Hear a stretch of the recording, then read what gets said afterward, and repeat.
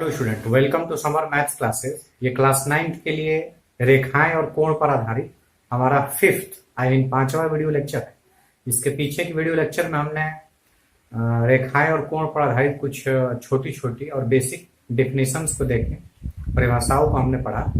कोण क्या होते हैं, कोण कितने प्रकार के होते हैं, समपूरक कोण, कोटिपूरक कोण, न्यून कोण, अधिक कोण, ऋज कोण, इन सब चीजों के बारे में पढ़ा। शीर्षाभिमुख कोण और कुछ अभिग्रेतियों को भी मैंने पढ़ा।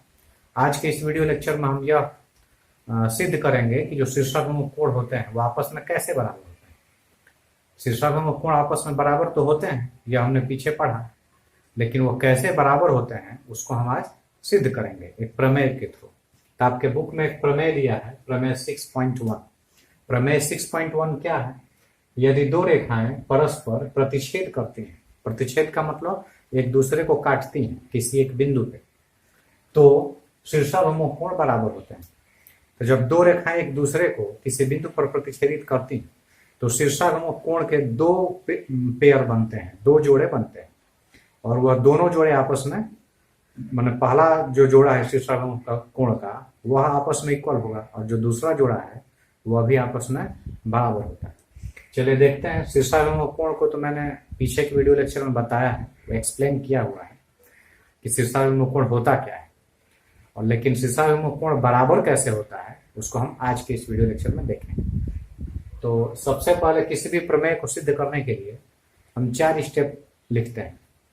सबसे जो पहला स्टेप होता है वो होता है दिया है, आई मीन गिवन। दूसरा स्टेप होता है सिद्ध करना है, आई मीन टू प्रूफ, क्या हमें सिद्ध करना है। तीसरा स्टेप होता है कंस्ट्रक्शन, आई मीन प्रमेय को प्रूफ करने के लिए हम कुछ रचना करते हैं, अगर जरूरत है तो, नहीं जरूरत है तो नहीं। तो तीसरे स्टेप पे हम रचना लिखते हैं, और चौथे स्टेप से हम उस प्रमेय को सिद्ध करना शुरू करते हैं। तो देखते हैं इसमें दिया क्या है। तो यहीं पे यदि दो रेखाएं परस्पर प्रतिच्छेद करती हैं, तो यही दिया हुआ है, और तो के बाद जो लिखा हुआ है वो हमें सिद्ध करना है। ठीक, तो दिया हुआ क्या है? तो दिया हुआ हमें दो रेखाएं, और दो रेखाएं एक दूसरे को प्रतिच्छेद करती हैं, बस ये दिया है। तो चलिए, मैंने मान लिया कि ए बी और सी डी ये दो रेखाएं हैं, ये भी, और ये रहा हमारा क्या, सी। क्लियर? ए बी और सी डी ये दो रेखाएं हैं। तो दिया है, हम क्या लिख रहे हैं? दिया हमें हम लिखेंगे क्या कि ए बी और सी डी, ए बी तथा सी डी दो रेखाएं एक दूसरे को बिंदु O पर, ये बिंदुओं पर प्रतिच्छेदित करती है। क्लियर? ये दिया हुआ है कि दो रेखाएं ए बी और सी डी एक दूसरे को बिंदुओं पर प्रतिच्छेदित कर रही हैं। क्लियर? तो यहाँ पे जो शीर्षाभिमुख कोण बनेगा, शीर्षाभिमुख कोण कहाँ बनेगा? इस बिंदु के ऊपर ये AOC, और इस बिंदु के नीचे BOD, ये एक जोड़ा हो गया शीर्षाभिमुख कोण का, और जो दूसरा जोड़ा है शीर्षाभिमुख कोण का वो ये आई मीन AOD और BOC।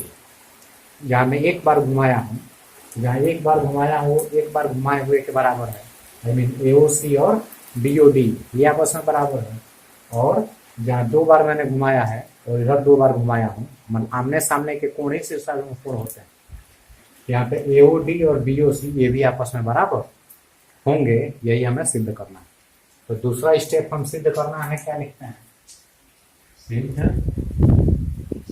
करना है। क्या सिद्ध करना है? तो सिद्ध करना है कि angle AOC is equal to BOD, ये सिद्ध करना है। तथा ये तो एक जोड़ा हो गया, शीर्षाभिमुख कोण के दो जोड़े बनते हैं। ये तो पहला जोड़ा हो गया, AOC और BOD ये दोनों आपस में बराबर होंगे, और दूसरा जोड़ा जो है ये AOD और BOC। ठीक, ये हमारा दूसरा जोड़ा हो गया शीर्षाभिमुख कोण का, और ये भी आपस में क्या होंगे? बराबर होंगे, यही हमें सिद्ध करना है। तो चलिए अब सिद्ध करना देखते हैं कि हमारा सिद्ध कैसे होगा। ओके, तो सिद्ध करने के लिए हमने एक अभिग्रहित पढ़ा है। क्या अभिग्रहित पढ़ा है? यदि कोई किरण किसी रेखा पर खड़ी हो, यदि कोई किरण किसी रेखा पर खड़ी हो तो जो दो आसन्न कोण बनते हैं वो दोनों आसन्न कोणों का जो योग होता है वो 180 अंश होता है। तो ठीक उसी अभिग्रहित का प्रयोग करके हम इस प्रमेय को सिद्ध करेंगे। क्लियर? तो देखिए, इसमें से कोई भी एक किरण ले लीजिए, ओ ए, ओ बी, ओ सी, ओ डी, 4 किरण है इसमें। इस 4 किरण में से कोई भी एक किरण आप सेलेक्ट कर लीजिए। जैसे मैंने किरण ओ ए ले लिया, अगर ये जो किरण ओ ए है वो किस रेखा पे खड़ी है? तो जो किरण ओ ए है वो रेखा सी डी पर खड़ी है। ओके, क्या लिखेंगे? क्या? चूंकि किरण ओ ए रेखा सी डी पर खड़ी है। क्लियर?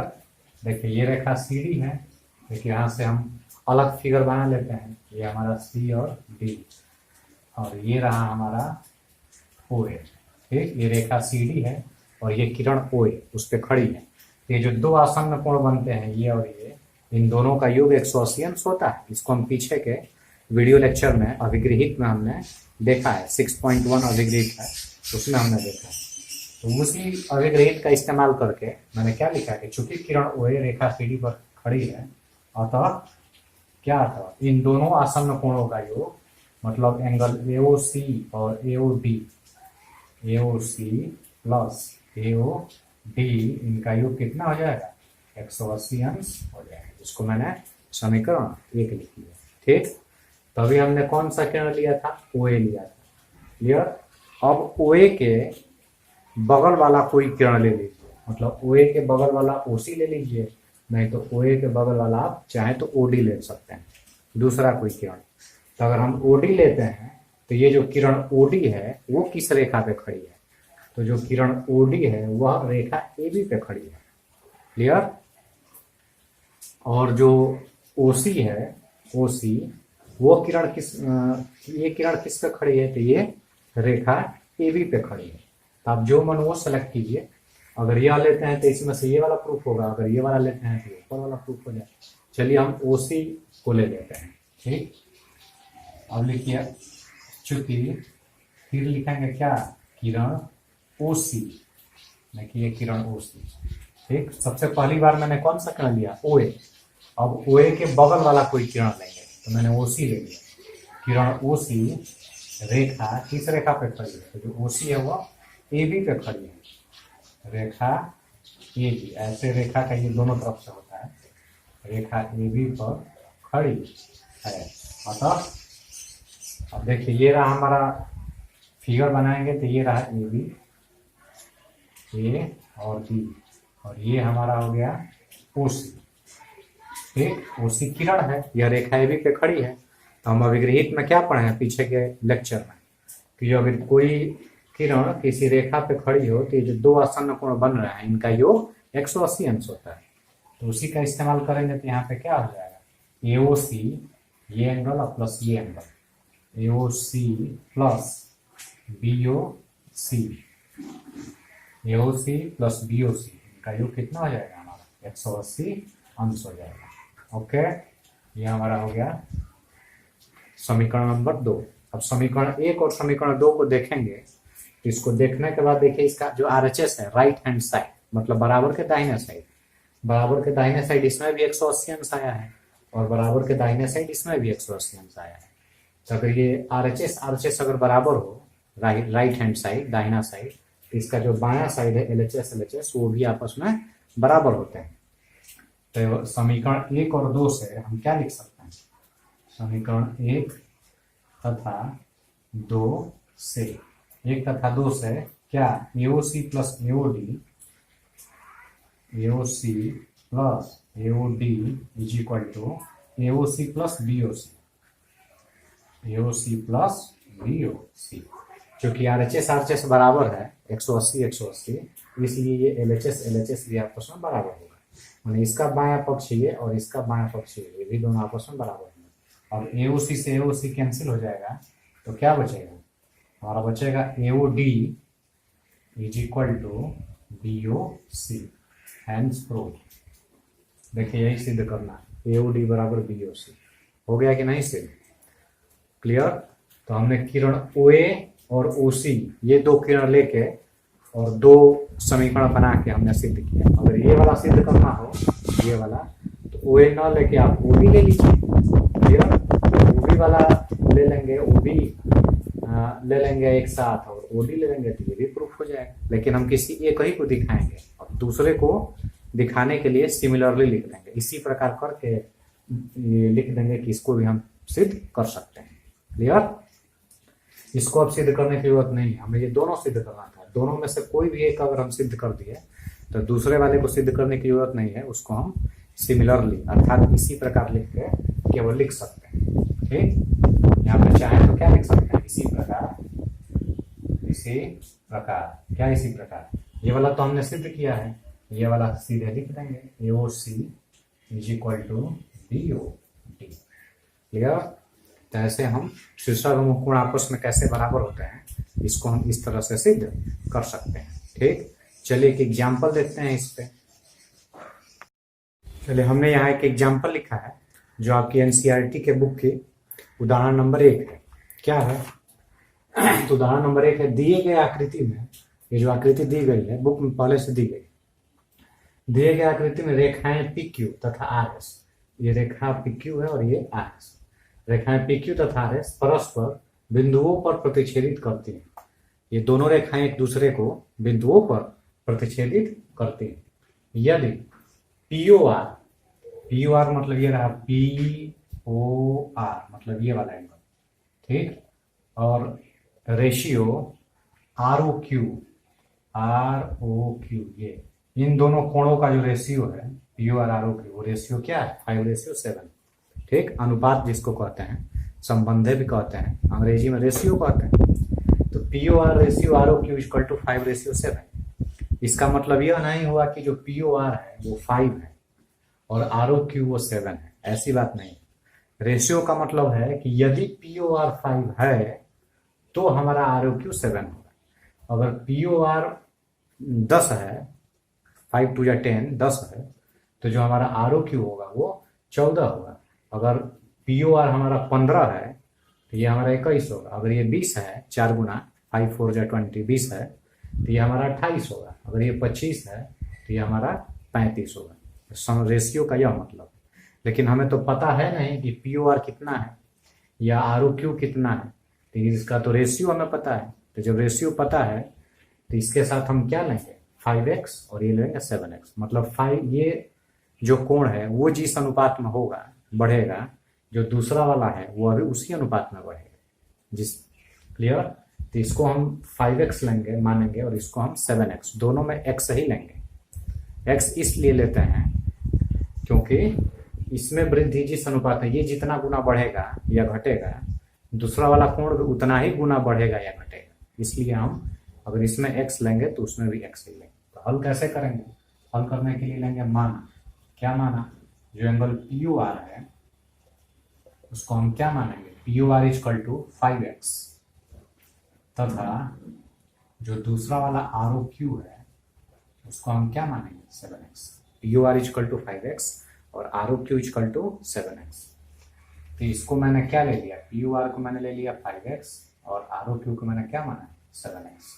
तो ये एंगल 5x और ये एंगल 7x है। अब अभिगृहित का इस्तेमाल कीजिए। 6.1 जो अभिगृहित है वो क्या है, वो यही कहता है कि यदि कोई किरण किसी रेखा पर खड़ी हो तो जो दो आसन्न कोण बनते हैं उनका योग 180 अंश होता है। तो हम देख रहे हैं कि जो किरण ओ आर है ये वो रेखा पी क्यू पर खड़ी है। यहाँ लिखेंगे क्या, चूंकि किरण ओ आर रेखा पी क्यू पर खड़ी है। ठीक, अलग से फिगर बनाएंगे तो देखिए ये हमारा है पी क्यू और इस पे ये ओ आर ये खड़ा है। ठीक, तो इस रेखा पर यदि कोई किरण खड़ी है तो ये जो दो आसन्न कोण बन रहे हैं इनका योग कितना होता है, 180 अंश होता है। तो ये वाला मतलब एंगल, इस कोण को कहना होगा तो क्या कहेंगे, पी ओ आर कहेंगे या आर ओ पी भी कह सकते हैं। खड़ी है तो angle P O R plus इधर वाला QOR, इन दोनों का जोड़ कितना 180 अंश होगा। यही अभिग्रहित 6.1 है। अब इसकी वैल्यू रख लेते हैं। देखिए हमारा POR कितना दिया है 5x, यहाँ 5x लिखते हैं, और जो QOR है वो कितना है 7x। दोनों का योग हो जाएगा 180, दोनों जोड़ेंगे तो क्या होगा 12x। 180 तो x इक्वल टू क्या हो जाएगा हमारा 180/12, कितना आ जाएगा 15 अंश आया। x बराबर कितना आया 15 आया, x इक्वल टू 15। अब यही x की वैल्यू यहाँ रख देंगे, अतः angle POR is equal to क्या POR। देखिए ये रहा POR कितना है 5x है। 5x का मतलब होगा 5 × 15, मतलब कितना आ गया 75। और दूसरा ROQ है, तो जो ROQ होगा वो कितना होगा 7x, I mean 7 × 15, I mean 105, 105 अंश। लेकिन हमें दो कोण नहीं निकालना, हमें तो चारों कोण निकालना है। तो जो POR था ये आ गया 75, ये वाला, और ये वाला जो आया ये कितना आ गया 105। तभी हमने एक प्रमेय पढ़ा कि जो शीर्षाभिमुख कोण होते हैं वो आपस में बराबर होता है। आई मीन अगर ये 75 है तो जस्ट इसके सामने वाला ये जो है ये QOS ये भी 75 होगा। अगर ये QOR अगर 105 है तो इसके सामने वाला जो कोण है POS ये भी 105 ही होगा। यहाँ पे लिख देंगे क्या QOS निकालना होगा, तो जो QOS होगा वो किसके बराबर होगा, जो QOS है वो POR के बराबर होगा। ठीक, क्यों? क्योंकि शीर्षाभिमुख कोण आपस में बराबर होता है। शीर्षाभिमुख कोण आपस में बराबर होते हैं, यही हमने प्रमेय पढ़ा। इसलिए QS POR के बराबर होगा। POR कितना है हमारा 75, तो आ गया हमारा QS भी आ गया 75। इसी प्रकार जो ये वाला एंगल है POS ये किसके बराबर होगा, जो POS है वो QOR के बराबर होगा। और QR हम निकाल चुके हैं, देखिए QOR कितना है 105, तो ये भी कितना हो जाएगा 105। तो ये 75 है तो इसके सामने ये भी 75 होगा, और ये 105 है तो इसके सामने ये भी 105 होगा। इस तरह हम शीर्षाभिमुख कोण जो थे ये के हेल्प से हमने ये चारों कोणों को निकाल लिया। ओके, अब नेक्स्ट के वीडियो लेक्चर में हम कुछ समांतर रेखाएं और उसके कुछ प्रमेय को सिद्ध करेंगे। ओके।